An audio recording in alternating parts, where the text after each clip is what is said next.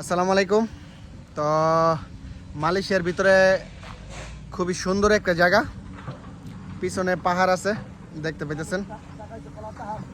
জায়গার নাম কি ভাই? কলাতাহান জায়গার নাম।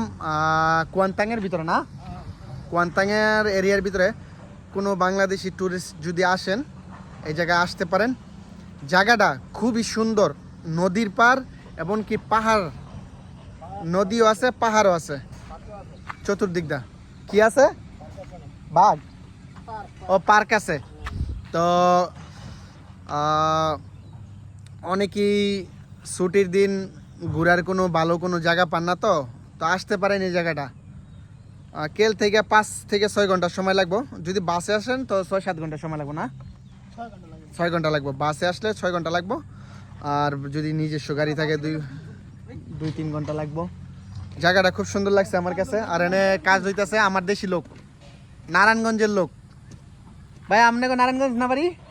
তো যাই হোক, এই যে আমরা দেশি লোক, তো আমার দেশি লোক নিয়ে আসছি এনে কাজ করার লাগিয়া।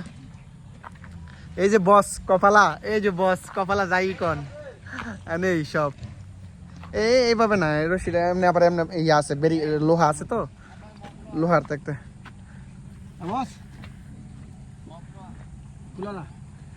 যাইতে পারবো তো,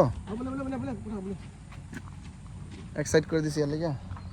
তো যাই হোক, মানে কোনো আমার দেশি লোকও কাজ করতেছে এই জায়গায়। 2500 বাড়ি, আমার বাড়িও 2500। আর কাজ করবে না, রিসোর্ট বানাইবো।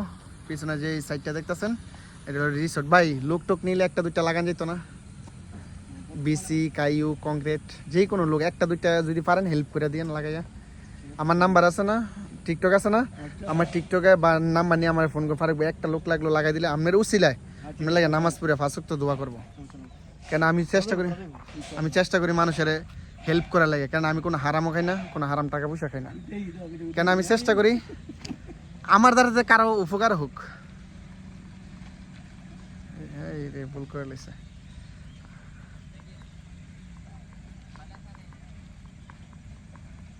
আমার দ্বারাতে যদি কারো উপকার হয় এতে আমি অনেক খুশি, অনেক হ্যাপি।